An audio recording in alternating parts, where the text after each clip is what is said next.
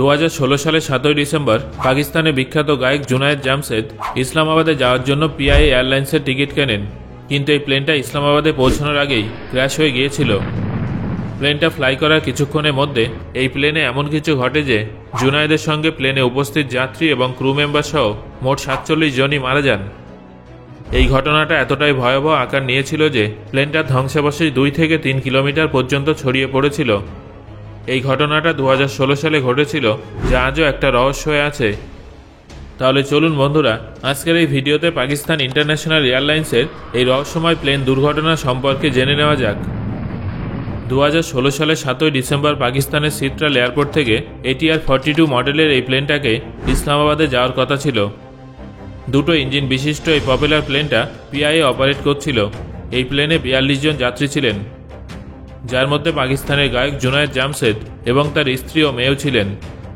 প্লেনটা 43 বছর বয়সী ক্যাপ্টেন সালেহা জানজুয়া ওড়াচ্ছিলেন। তার পাশে 40 বছর বয়সী ফার্স্ট অফিসার আহমেদ জানজুয়া ছিলেন। দুজনেই অনেক অভিজ্ঞ পাইলট ছিলেন। প্লেনটা সিট্রাল থেকেই ফ্লাই করত। এই এয়ারপোর্টটা বড় বড় পর্বতে ঘেরা। শেষমেশ প্লেনটার ইন্সপেকশনের পরে 3:38 মিনিটে ইসলামাবাদের উদ্দেশ্যে ফ্লাই করে। নীল আকাশে সামান্য মেঘের উপস্থিতিও ছিল। ধীরে ধীরে প্লেনটা 13,500 ফুট উচ্চতায় পৌঁছায়। কিছুক্ষণের মধ্যে প্লেনটা পর্বতের উপর দিয়ে ইসলামাবাদে পৌঁছে যেত। ইসলামাবাদের এটিসির তরফে তাদের 9,500 ফুট উচ্চতায় নেমে আসার কথা জানানো হয়। ততক্ষণ পর্যন্ত প্লেনে সবকিছু ঠিকঠাক চলছিল। প্লেনটা 9,500 ফুট উচ্চতায় আসতে থাকে। সেই সময় এটিসি পিআইয়ের ফোন আসার অপেক্ষায় ছিল। কিছুক্ষণ পরে পিআইয়ের ফোন আসে। এটিসি রেডিওতে একটা ভয়ঙ্কর আওয়াজ শুনতে পাই। ফোনে বলা হয়, মেডে মেডে, তারা একটা ইঞ্জিন হারিয়ে ফেলেছে। এটিসির পক্ষ থেকে তাদের এয়ারপোর্টের দিকে যাওয়ার নির্দেশ দেওয়া হয়। তখনই আরেকটা প্লেনের পাইলটের ফোন আসে। এই দ্বিতীয় প্লেনটাও এয়ারপোর্টেই ল্যান্ড করত। তারপর এটিসি সেই প্লেনটাকে গাইড করতে শুরু করে দেয়। তারপর পুনরায় পিআইয়ের সঙ্গে যোগাযোগ করে এবং তাদের প্লেনের ইঞ্জিন ফেল হয়েছে কিনা সেটা পুনরায় কনফার্ম করতে বলে। ক্যাপ্টেন জানায়, হ্যাঁ, তারা 13,300 ফুট উচ্চতায় আছে। এটিসির তরফে জানানো হয় যে ঠিক আছে, তারা যেন এয়ারপোর্টের দিকে এগিয়ে আসে। তারা রানওয়ে 30-তে ল্যান্ড করতে পারবে, তবে তার আগে তারা যেন ট্রান্সপন্ডার অন করে নেয়। কিন্তু পাইলট কোনো উত্তর দেয় না। কিছুক্ষণ পরে ক্যাপ্টেন ভীতস্বরে বলেন যে মেডে মেডে। এটিসির তরফ থেকে পুনরায় ট্রান্সপন্ডার অন করতে বলা হয়। পাইলট ট্রান্সপন্ডার অন করে দেন। তারপরে এটিসির তরফ থেকে বলা হয় যে তাদের ট্রান্সপন্ডার তখন অফ আছে, সেই জন্য তাদের প্লেনটা র্যাডারে লোকেট করা সম্ভব হচ্ছে না। বন্ধুরা, ট্রান্সপন্ডার হলো এমন একটা মাধ্যম যার সাহায্যে এটিসি তাদের র্যাডারে প্লেনের লোকেশন দেখতে পায়। যদি এই ট্রান্সপন্ডার অন না হয় অথবা কোনো কারণে খারাপ হয়ে যায়, তাহলে র্যাডারে প্লেন দেখা যাবে না। আর এটিসি এটা গাইড করতেও পারবে না যে প্লেনটাকে উপরে, নিচে, ডান দিকে, বাঁ দিকে কোথায় যেতে হবে। এই অবস্থায় প্লেনকে ওড়ানোর জন্য এফএমএস দ্বারা জেনারেট করা ওয়ে পয়েন্টের সাহায্য নিতে হয়। প্লেনের ফ্লাইট ম্যানেজমেন্ট কম্পিউটার অটোমেটিক এয়ারপোর্টে যাওয়ার ওয়ে পয়েন্ট জেনারেট করে দেয়। তবে যদি কোনো প্লেনের ইঞ্জিন খারাপ হয়ে যায়, তাহলে এই রুটটা অনেক দীর্ঘ হতে পারে। এই অবস্থায় প্লেনটাকে দীর্ঘ পথ ধরে নিয়ে যাওয়া একেবারেই সঠিক নয়। এই জন্য এটিসি বারবার ট্রান্সপন্ডার অন করার কথা বলছিল। ক্যাপ্টেন জানান যে তাদের ট্রান্সপন্ডার অন আছে। এইভাবে 2 মিনিট অতিক্রান্ত হয়ে যায়। এয়ারপোর্টের উভয় রানওয়ে খালি করে দেওয়া হয়। সেই সময় প্লেনটাকে এয়ারপোর্টে আসার জন্য অপেক্ষা করা হচ্ছিল। এই 2 মিনিটের মধ্যে পাইলট কোনো রকম উত্তর দেননি। এটিসির তরফে প্লেনের ক্যাপ্টেনকে বারবার বলা হয় যে রানওয়ে 12 এবং রানওয়ে 30 খালি আছে, আপনি যে কোনো রানওয়েতে ল্যান্ড করতে পারবেন। কিন্তু প্লেনে উপস্থিত ক্যাপ্টেনের পক্ষ থেকে কোনো উত্তর আসেনি। তারপর এটিসি একটা বিস্ফোরণের আওয়াজ শুনতে পাই এবং সবকিছু শেষ হয়ে যায়। প্লেনের সঙ্গে কি হয়েছিল, প্লেনটা কোথায় ক্র্যাশ হয়েছিল, এটিসি এগুলো কিছুই জানতে পারেনি। শুধু এইটুকুই জানতে পেরেছিল যে পিআইএ 661 আর নেই। অন্যদিকে পর্বতে উপস্থিত কিছু প্রত্যক্ষদর্শী দেখেন যে প্লেনটা কখনো উপরে যাচ্ছিল, আবার কখনো নিচে নামছিল। তারপর প্লেনটা ধাক্কা খায় এবং বিস্ফোরণের কারণে প্লেনে আগুন লেগে যায়। সেই বিস্ফোরণটা এতটাই ভয়ানক ছিল যে কোনো স্থানীয় বাসিন্দাদের পক্ষে প্লেনটার সামনে যাওয়া সম্ভব ছিল না। অন্যদিকে উদ্ধারকারী টিম, অ্যাম্বুলেন্স, এটিসি কেউ কিছুই জানত না যে কোথায় যেতে হবে, কোথায় প্লেনটা ক্র্যাশ হয়েছে। এই ছবিতে আপনারা খেয়াল করলে দেখবেন যে অনেকগুলো অ্যাম্বুলেন্স উদ্ধার কাজের জন্য প্রস্তুত ছিল ঠিকই, কিন্তু তাদের কোথায় যেতে হবে সেটাই তারা বুঝতে পারছিল না। তারপর প্লেন ক্র্যাশের সম্পর্কে জানার জন্য একটা হেলিকপ্টারকে পাঠানো হয়। কিছু সময় পরে জানা যায় যে প্লেনটা পাহাড়ে ক্র্যাশ হয়েছিল। যেহেতু পাহাড়ের উপরে প্লেনটার ক্র্যাশ হয়েছিল, তাই সেখানে অ্যাম্বুলেন্স নিয়ে যাওয়া সম্ভব ছিল না। অনেক সমস্যার পরে বডিগুলো উদ্ধার করা হয়। 2 দিন পর্যন্ত উদ্ধার কার্য চলে। প্লেনে উপস্থিত 47 জনই মারা গিয়েছিলেন। যদিও কেস স্টাডি ভিডিওতে আমরা রাজনৈতিক বিষয়ে কথা বলি না, কিন্তু পাকিস্তানের এই প্লেন ক্র্যাশের ঘটনায় এমন সব তথ্য উঠে আসে যে তাতে রাজনৈতিক প্রসঙ্গের কথা না বলে থাকাও সম্ভব নয়। পাকিস্তানের সিভিল সেফটি অর্গানাইজেশন সরাসরি দাবি করে যে পিআইএতে মিসম্যানেজমেন্ট হয়, সম্পূর্ণ এয়ারলাইন করাপ্টেড হয়ে গেছে। এমনকি কো পাইলটের মা জানান যে প্লেনটা ফ্লাই করার মতো অবস্থাতেও ছিল না, তা সত্ত্বেও প্লেনটা ওড়াতে হচ্ছিল। এই ঘটনার 2 দিন পরে একাধিক পাইলট প্লেন ফ্লাই করবেন না বলে জানান। তারা বলেন যে অনেক প্লেনেই ফল্ট আছে, তাই তারা এই ধরনের প্লেন ওড়াবেন না। এই দুর্ঘটনার পর সাধারণ মানুষও সবকিছু জেনে গিয়েছিল। পিআইএ গোটা বিশ্বের সামনে ছোট হয়ে গিয়েছিল। এই ঘটনার 6 দিন পরে পিআইএ চেয়ারম্যান আজম সিগাল ইস্তফা দিয়ে দেন।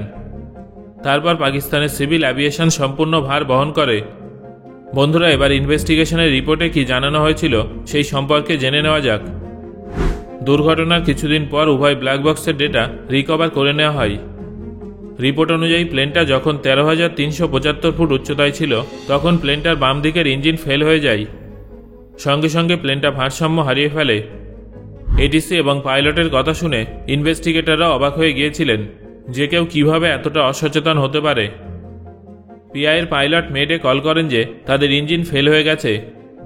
তারপরেও এটিসি অন্য প্লেনকে গাইড করছিল, যেখানে তাদের পিআইয়ের সঙ্গে কানেক্টেড থাকা উচিত ছিল। এই ধরনের এমার্জেন্সি প্লেনগুলোকে একটা আলাদা ফ্রিকোয়েন্সি দেওয়া হয়, যাতে অন্য কোনো প্লেনের পাইলট সেই ফ্রিকোয়েন্সিতে রেডিও কল না করে এবং মাঝখানে কোনো ধরনের সমস্যা না হয়। কিন্তু এটিসি এসব কিছুই করেনি। তারা একই ফ্রিকোয়েন্সিতে সমস্ত প্লেনের পাইলটদের সঙ্গে কথা বলছিল। তারা পিআই 661কে অন্য ফ্রিকোয়েন্সিতে রাখেনি। এটিসি কয়েক মিনিট ধরে পিআইয়ের সঙ্গে কথা বলে, যদিও সেই সময় এটিসি একবারও তাদের কাছে সমস্যার কথা জানতে চায়নি।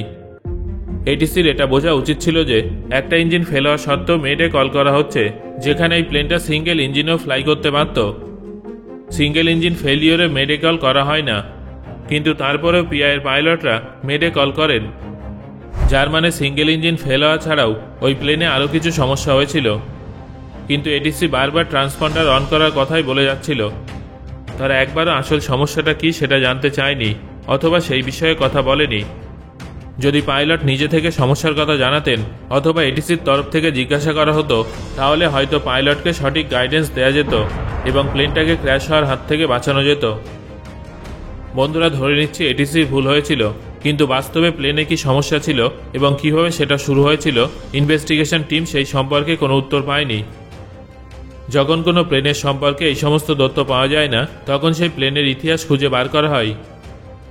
পিআই 661-এর মেনটেন্যান্স হিস্ট্রি থেকে এটা জানা যায় যে ইঞ্জিনের ব্লেডে একটা গর্ত ছিল। হয়তো সেই ব্লেড ভেঙে ইঞ্জিনের ভিতরে অনেক জটিলতা তৈরি করেছিল, যদিও এই বিষয়ে নিশ্চিতভাবে কিছু বলা সম্ভব নয়।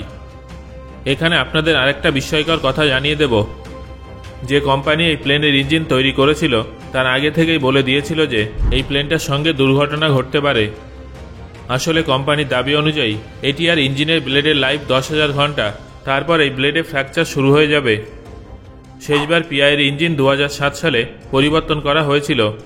তারপর থেকে প্রায় 10 বছর ইঞ্জিনের কোনো রক্ষণাবেক্ষণ ছাড়াই এই প্লেনটা ফ্লাই করা হচ্ছিল।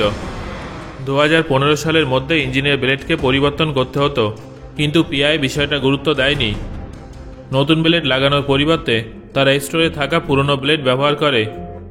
সেই পুরনো ব্লেডটা তো আরও পুরনো ছিল, যেটা 1994 সালে বানানো হয়েছিল। এই প্লেন দুর্ঘটনার পিছনে সবথেকে বড় কারণ ছিল ইঞ্জিনের রক্ষণাবেক্ষণের অভাব। কিন্তু তাও একটা প্রশ্ন আপনাদের অনেকের মনে হয়তো উঠছে যে প্লেনটা একটা ইঞ্জিনেও তো ফ্লাই করতে পারত, যার ফলে এটা বলাই যায় যে ইঞ্জিন ফেইলিওরের পরে প্লেনে অন্য কোনো সমস্যা ছিল। পরবর্তী 4 বছরে অ্যাক্সিডেন্টের ইনভেস্টিগেশন চলে এবং শেষমেশ 2020 সালের 18 নভেম্বর ফাইনাল রিপোর্ট পাবলিশ করা হয়। এই রিপোর্টেও তেমন কোনো নতুন তথ্য ছিল না, শুধুমাত্র বাম দিকের ইঞ্জিনের সমস্যা, ড্রাগ বেড়ে যাওয়া এবং প্লেনে একতরফা ফোর্স চলে আসা ইত্যাদি কারণেই প্লেনটা ক্র্যাশ হয়েছিল বলে উল্লেখ ছিল। এই ঘটনাটার পরে আমাদের মনে একাধিক প্রশ্ন জন্ম নিয়েছিল, যার মধ্যে বেশিরভাগ প্রশ্নের উত্তর আজও আমাদের কাছে অজানা। যার মধ্যে অন্যতম হলো ইঞ্জিন ফেইলিওরের পরেও ট্রান্সপন্ডার কিভাবে অফ হলো। যেখানে পাইলটদের সমস্ত সিঙ্গেল ইঞ্জিন সহ ফ্লাই করার ট্রেনিং দেওয়া হয়, সেখানে এই প্লেনটাকে পাইলট কেন একটা ইঞ্জিনের সাহায্যে ফ্লাই করতে ব্যর্থ হলেন। পৃথিবীতে এমন কোনো পাইলট নেই যে একটা ইঞ্জিন ফেইলিওরের পরে সিঙ্গেল ইঞ্জিনের সাহায্যে প্লেন ফ্লাই করতে পারবে না। তাই প্রশ্নটা আজও একটা রহস্য হয়ে আছে। সো বন্ধুরা, আপনাদের কি মনে হয় এই প্লেন দুর্ঘটনার পিছনে অন্য কী কারণ থাকতে পারে সেটা আমাকে কমেন্ট করে জানান।